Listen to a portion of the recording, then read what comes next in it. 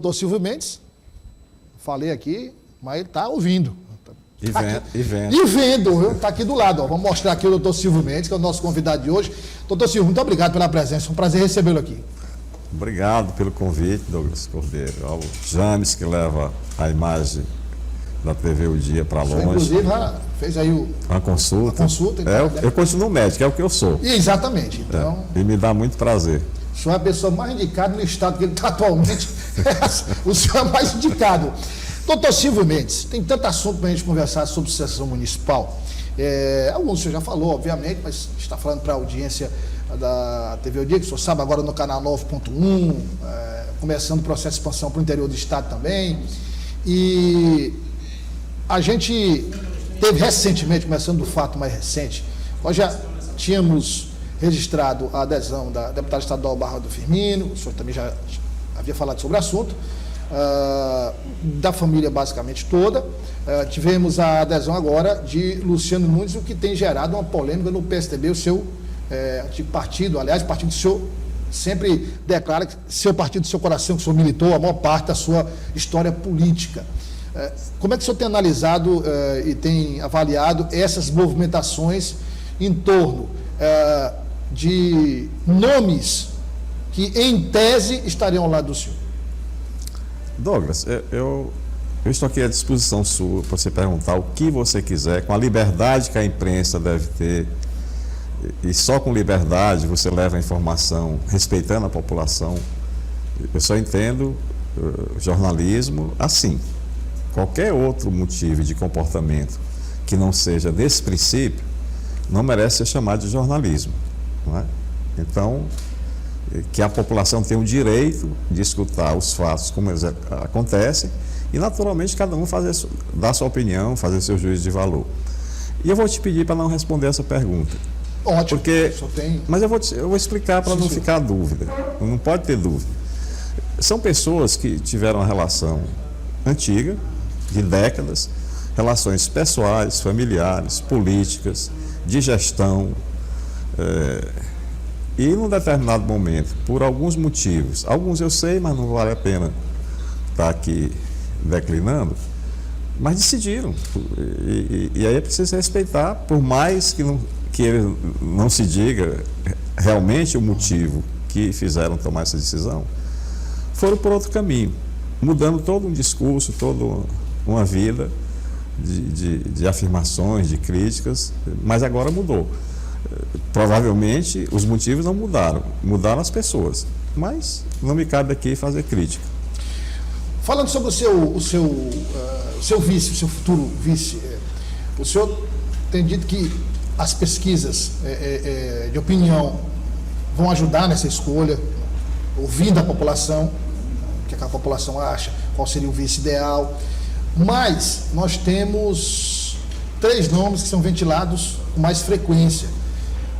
Agora, o ex-senador João Vicente Claudino, o deputado estadual João Alencar e o vereador Ismael Silva. Então, aproveitando a oportunidade, para esclarecer, porque tem o componente da pesquisa de opinião, mas como é que efetivamente vai se dar a escolha do vice? Quais são os fatores que o senhor vai analisar para chegar a uma decisão?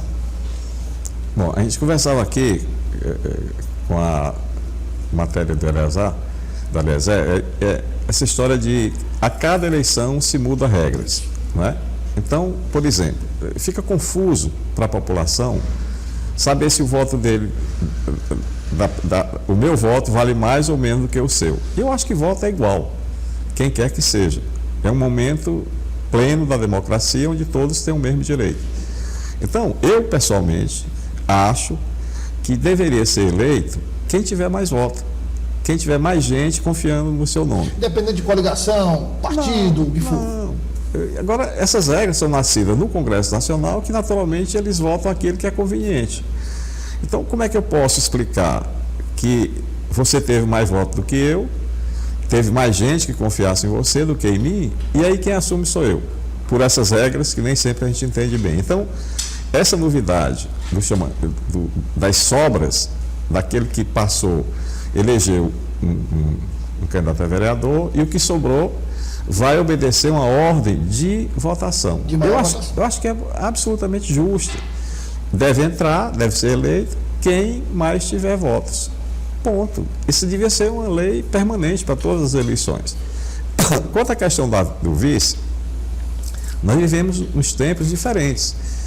Antigamente, os coronéis indicavam quem era o candidato a prefeito, o vice e por aí mais. Hoje é diferente. Eu acho que a população cada vez mais assume a responsabilidade e o dever não só de votar, mas de também dizer sua opinião sobre quem deve cuidar do que é seu, no caso a cidade de Teresina, e absolutamente correto. Então qual é o cuidado que nós temos? Não é por essa ou aquela conveniência, por esse ou aquele cacique político, ou por esse ou aquele partido. Nós decidimos, e naturalmente eu decidi, ao pensar, refletir, por os fatos, alguns que você citou, e decidi ser pré-candidato, e meu nome está a julgamento da população, espero que apareçam outros candidatos para que tenham alternativa de escolha, comparando. Eu peço que não só escolha, comparando, né? Saber o que você fez por Teresina, o que é que está prometendo, se você acredita nisso, né? Porque geralmente a maioria das promessas tem cheiro de mentira, né? Eu não sou do tempo de fazer promessa para o outro pagar. Não, faça a sua promessa e pague a sua promessa.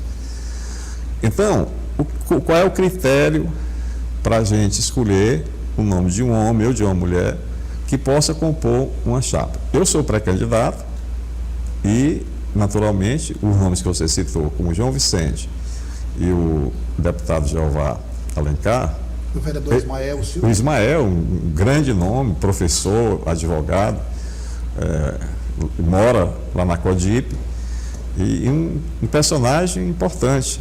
Então, nós vamos ouvir a população. Eu não tenho nenhuma conveniência, eu nunca levei parente para a gestão pública, nunca, nem vai.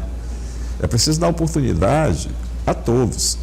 E não é pelo fato de ser meu parente que vai mudar essa regra. Eu nunca levei. Para não dizer que nunca levei, é o Felipe, que por todos os motivos, ele ajustou as finanças da prefeitura, fez com que a gente pudesse fazer benfeitorias na saúde, na educação, em todos os lugares que um prefeito deve atuar. E ele não queria ir, mas eu passei um dia para convencer ele, e ele foi, né? Agora ele não vai mais. Eu nem tenho coragem de falar com ele. Então a gente vai ouvir a população. Como é que se ouve a população? Ouvindo pessoalmente, mas tem um instrumento, uma ferramenta poderosa, que são as pesquisas, não só quantitativas, mas as qualitativas, que para mim são mais importantes ainda, porque cada um expressa a sua opinião. A qualitativa já foi feita, a gente deve receber por esses dias esse relatório, não vi ainda. Uma quantitativa está sendo providenciada. E, naturalmente, ouvir os partidos políticos que lhe dão sustentação política, porque para a gente ter viabilidade e legalmente poder ser candidato, tem que ter partido. Então, primeiro, ouvir a população. Para mim é a maior aliança que eu posso fazer. Segundo, através de pesquisas, ouvir pessoas que a gente não alcança por essa ou aquela razão. Terceiro, ter a opinião, naturalmente, dos partidos. E das pessoas que têm coragem de ser candidato, seja candidato a vereador, seja candidato aqui ou acolá. Então...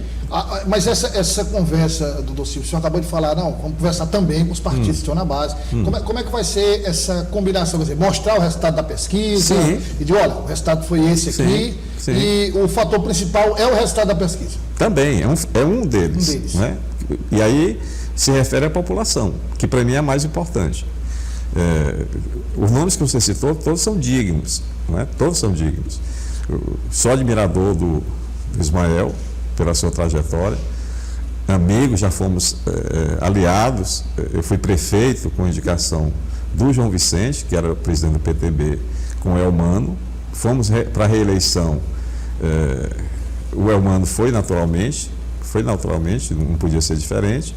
E o Jeová, que somos amigos, antes dele ser vereador, de ser deputado. E é uma figura que merece também todo o respeito e o olhar. Então vamos escutar a população, o que é que ela diz.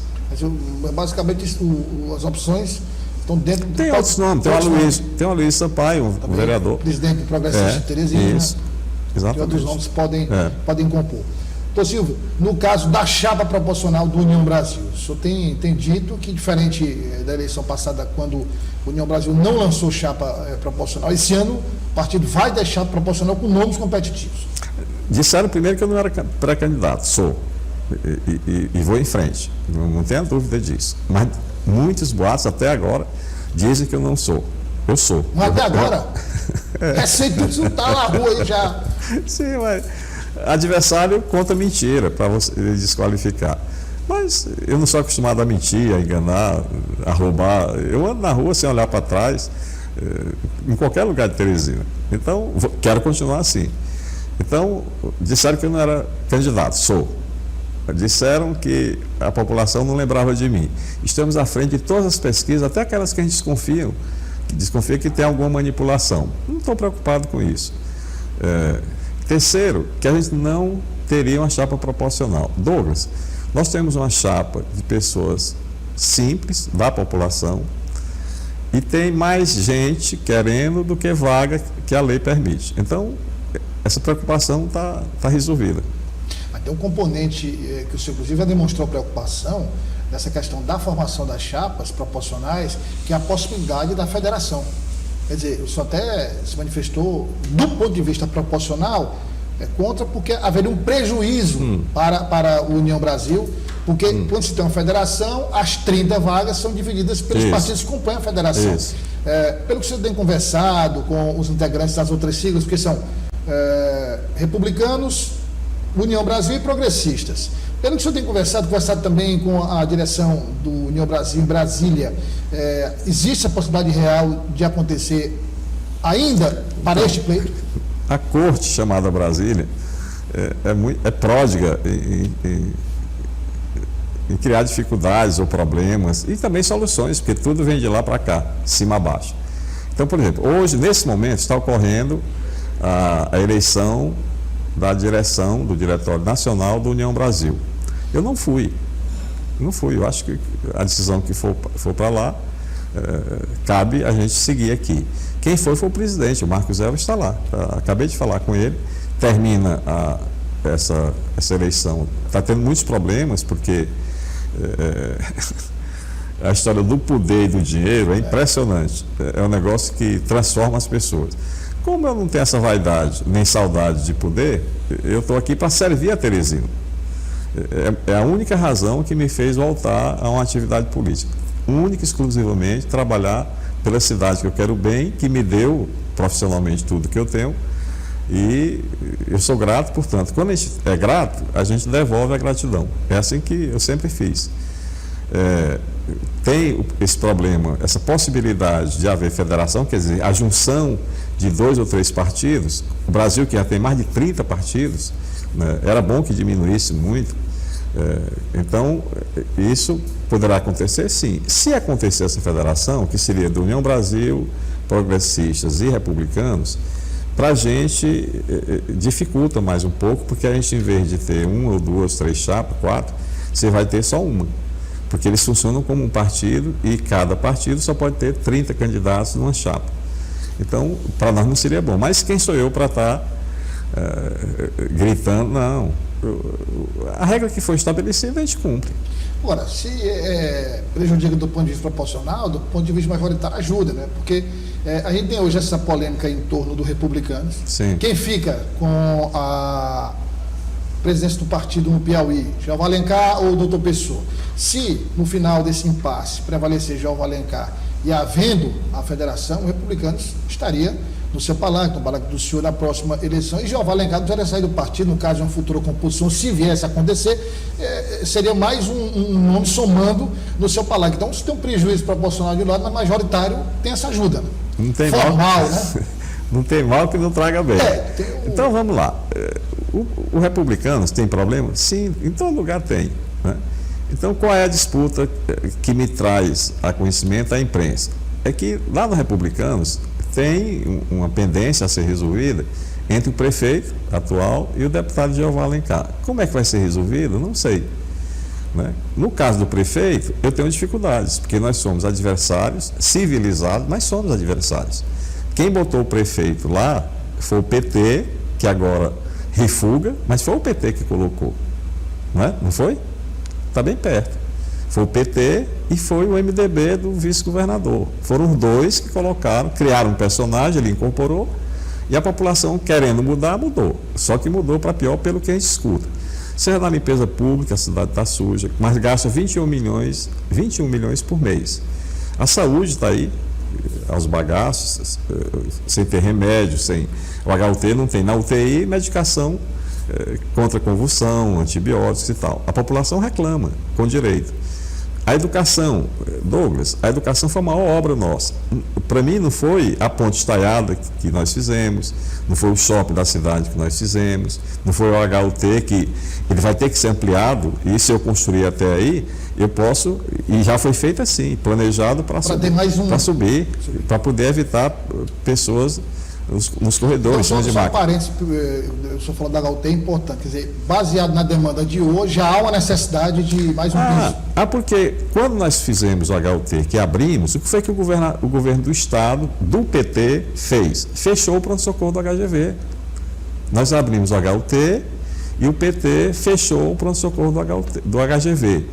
Eu estou citando fatos, não é por uma questão política, eu venho dizendo isso há muito tempo, né? Então, são fatos que eu estou só lembrando a memória para resgatar esses fatos. Então, o HUT precisa ser ampliado. Nós sabemos porque nós fizemos e planejamos a ampliação dele para cima, mais um andar ou dois para cima. Ele está pronto a estrutura para receber isso. Então, cuidar de uma cidade é atender às reclamações da população que quer viver numa cidade digna como ela foi, mas quiseram mudar, mudaram. Né? Cansaram da gente, o que chama fadiga de material, e está aí o resultado. Mas o prefeito atual foi levado pelo PT e pelo MDB. Agora se envergonham, prestem conta daquilo que prometeram e não entregaram. O senhor tem dito que não fala, como eu comparo muito quando o senhor diz isso, ao treinador de futebol. Se especula muito a chegada de um jogador no time, pergunta ao treinador, a imprensa pergunta como é que você vai avaliar a chegada desse jogador? Eu posso falar dos meus jogadores que estão no meu plantel. Quem vai chegar, se vai chegar, é uma outra questão. Mas não se pode negar que, e aí o senhor falou de HUT, o senhor era prefeito, era do PSDB, eu lembrei novamente desse assunto. O senhor está na União Brasil, né, e vai concorrer à Prefeitura de Teresina pela União Brasil, mas olhando para trás, sem falar em nome, sem especificar nada, mas olhando o PSDB, quer dizer, o PSDB que foi hegemônico em Teresina durante muito tempo, vários mandatos, o ex-prefeito Firmino Filho, o único nome que governou Teresina por 4 vezes, 4 não é pouca coisa, é muita coisa. Só ele conseguiu isso.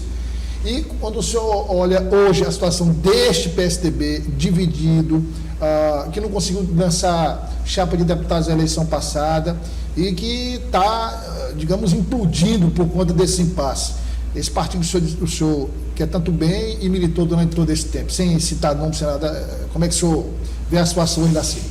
Deixa eu lembrar você, quando o pessoal me convenceu a ir para a prefeitura e eu não queria ir, e hoje sou grato pela experiência e a oportunidade que ele me deu, eu fui, não era filiado a partido político.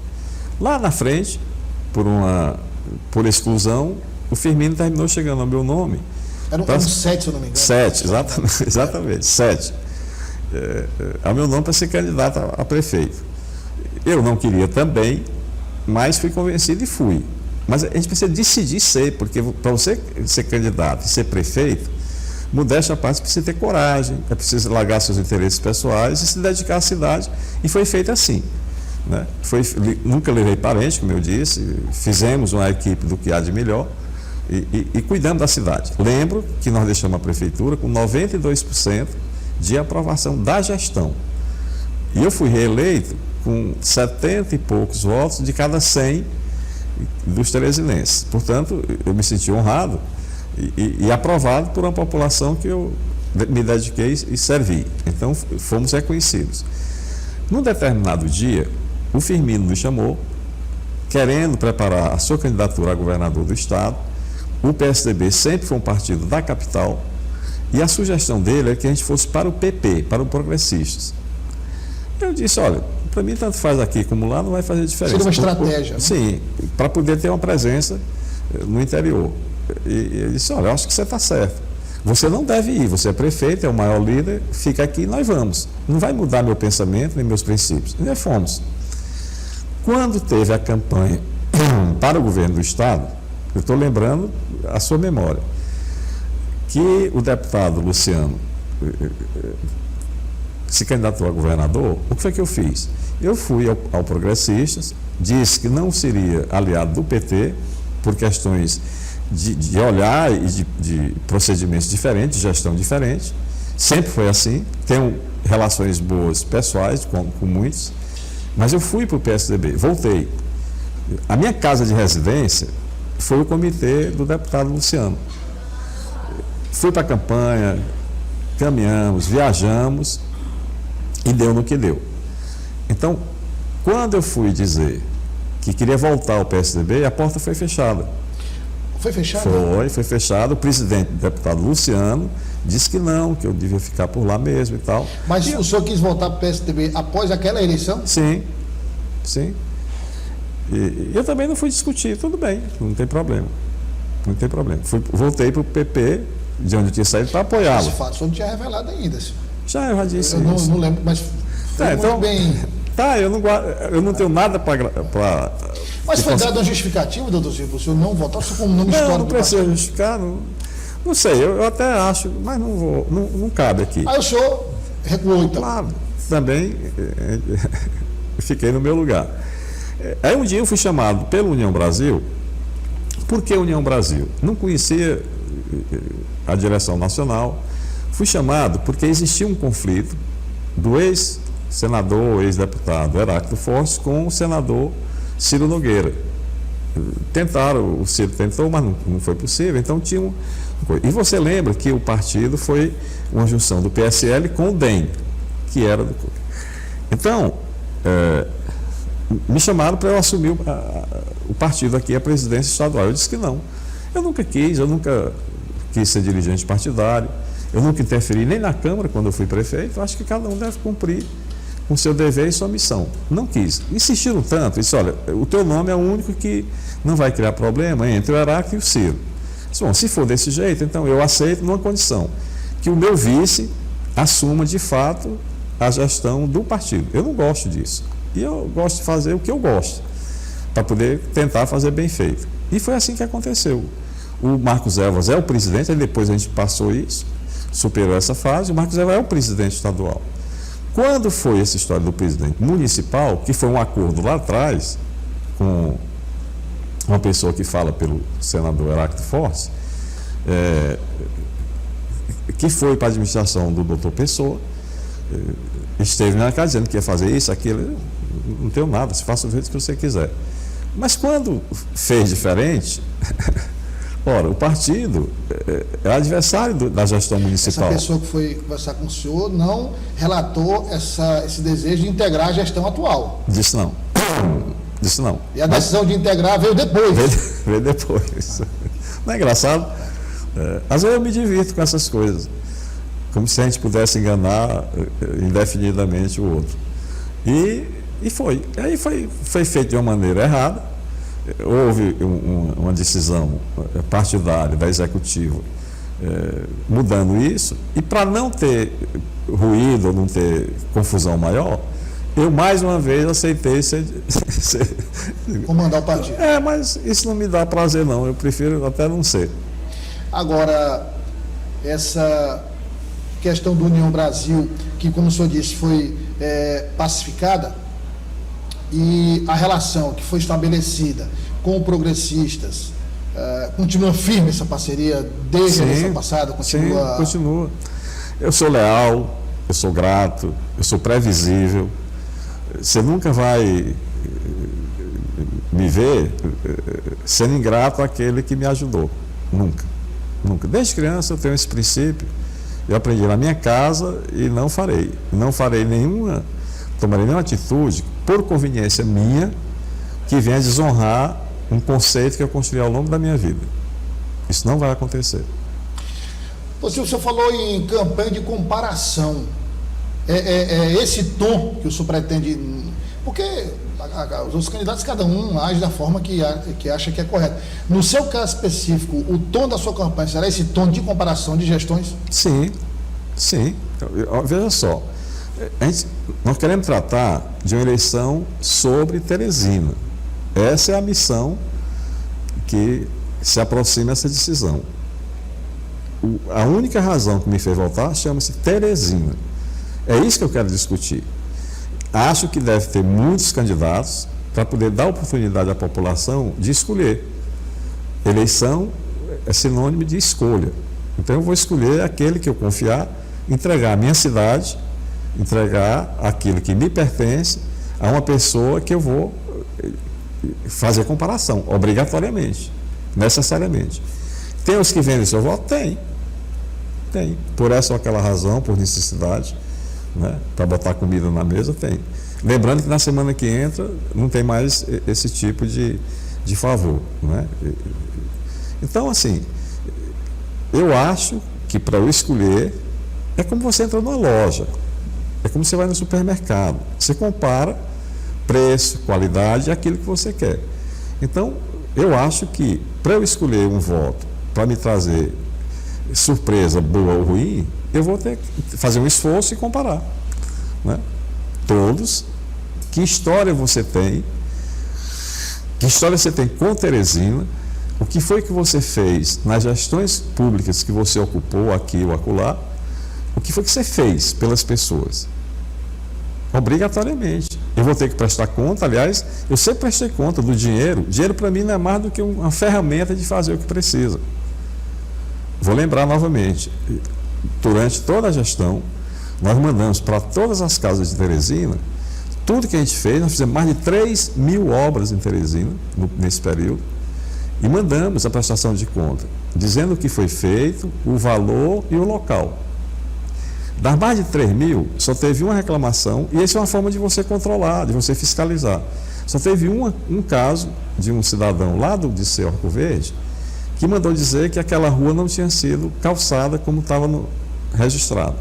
Nós mandamos buscar, ele tinha razão, era verdade. A empresa, a construtora pequena, quebrou, não foi feito, mas também não recebeu o pagamento. Mas aí foi calçada como devia, como estava na nossa programação. Então, é uma maneira muito assim, aberta, sincera, transparente, da população participar na escolha, na decisão, na fiscalização e na participação. Porque senão, que prefeito é esse que não cuida das pessoas? Minha vida inteira foi fazer isso. Eu sou médico, sempre fui, era meu sonho, realizei, né? E eu sou médico e estou numa atividade política transitória. Minha vida é resolvida, e eu vivo em paz. A paz para mim é como oxigênio. Para viver eu tenho que respirar e tenho que viver em paz. Ô Silvio, embora sejam questões delicadas, mas vão ser questões que serão abordadas durante o processo eleitoral, a campanha eleitoral. Então, o primeiro ponto, muito se fala do legado do ex-prefeito Firmino Filho.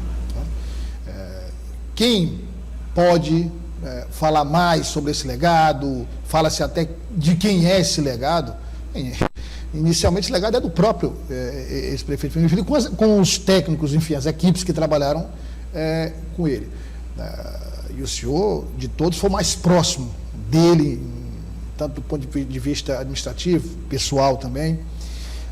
Mas, em determinado momento, após a morte prematura do ex-prefeito Firmino Filho, se questionou, inclusive na imprensa, a amizade, a relação já no final da vida do ex-prefeito Firmino Filho, de que o senhor não estaria tão próximo a ele como o senhor dizia, que havia uma certa aresta do senhor com ele. Então, queria aproveitar para tratar dessa questão. Essas colocações foram feitas, são verdadeiras, e como era de fato, como foi. O senhor já contou, inclusive, claro, surpresa extremamente desagradável do que aconteceu, para todo mundo, não só para o doutor Silva, mas para todo mundo. Mas, como estava a relação do senhor com o ex-prefeito Firmino? Vamos lá, eu vou cantar mais uma vez, mas eu gostaria muito que se deixasse o Firmino descansar em paz. Eu acho que o Firmino não merece estar sendo puxado aqui e acolá e falando em nome dele coisas que não aconteceram. Eu vou te citar 3 fatos. Né? A primeira, o secretário na última gestão do Firmino, mais próximo era o Marco Antônio, com quem o Firmino praticamente ia todo dia na casa dele, ali perto da TV Clube. E ele tinha conversado com o Marco Antônio para a gente ir pescar. O pessoal reclama que eu sou pescador. Sou pescador. E às vezes nem eu faço pesca esportiva, Douglas. A gente pesca e devolve o peixe. Então é um esporte. Eu sou fotógrafo amador, bom. Então ele tinha convidado o Marco Antônio para me chamar para a gente pescar. A gente tem um rancho ali na estrada de Palmeirais chamado Frivioca, que já Águas Revoltas. Um rancho muito bom, mas que fosse só nós 3. E que a gente não ia pescar, a gente ia conversar e atualizar nossas conversas.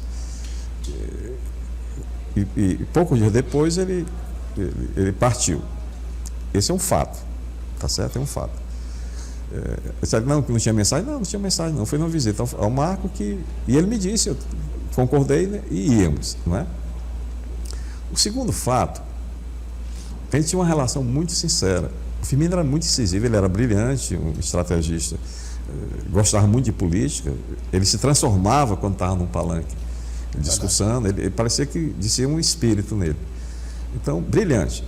Mas nós tínhamos uma relação muito sincera, muito sincera. Então, muitas vezes, e poucas pessoas podiam falar o que eu podia falar. Eu não precisava do emprego, não precisava. Amigo, como poucos ele teve. E amigo, a gente diz verdades. Né? Por exemplo, eu prefiro uma crítica que me construa, que me corrija, do que um elogio falso. Então, eu lembro assim, o Marco Antônio dizia, outro parente brilhante, o professor Charles Silveira e eu. Então, eram basicamente os 3 que... Acho que os 3 que mais eram, vamos dizer, todos leais, né? Ninguém via essa história de traição, nunca vi isso, um negócio horroroso. E a gente tinha essa relação, né? E por último, Douglas, e aí uma coisa que não pode apagar a história, o que a gente fez em Teresina não pode apagar, não podem, por mais que desejem. O Firmino me convidou para ser padrinho da filha mais nova dele. Como é que eu posso ter dificuldade de relacionamento com quem me confiou ser padrinho da sua filha? Então, esses fatos falam por si. Eu vou discutir isso, vou ficar... Não vou bater boca. Não é do meu feitio. Não sou de... Isso não quer dizer que não tenha coragem. Eu falo baixo, mas não é falta de coragem. Agora, o senhor como um político experiente, sabe que é um assunto que vai ser bastante puxado, né? Principalmente nos debates. Eu prefiro pelos outros candidatos. Não, eu prefiro que esse assunto não venha, porque os fatos que aconteceram, eu acho que não constrói nada, é muito feio, é muito difícil. Eu prefiro que não aconteça isso. Eu prefiro que não aconteça. No debate eleitoral, por exemplo, o senhor prefere abrir mão do tempo e não responder? Sobre isso, não. Se um candidato perguntar, o senhor tem, digamos, 2 minutos para responder, só abre mão do tempo e não responde? Eu prefiro. Sobre esse assunto não vai... Não. Nas suas caminhadas, doutor Silvio, qual é a leitura que o senhor tem feito, conversando com a população e nesses encontros, nas reuniões, nas visitas? Douglas, eu digo que eu não sou vaidoso, eu peço a Deus que não me dê esse defeito. Eu todo dia boto meu pé no chão, eu não tenho saudade do poder. A saudade do poder eu tenho de coisas que pouca gente em Teresina sabe e que o poder me permitiu fazer. E isso eu não vou usar para dizer que sou simpático, que sou isso, aquilo. Não faço. Né? Então, eu tenho meus limites, né? Éticos, coisa que cada vez menos frequente. Mas por onde eu ando, assim, a recepção é tão grande, é tão calorosa, é tão carinhosa, que me comove e justifica a minha decisão. Eu vou dar um fato. É bom falar sobre fatos.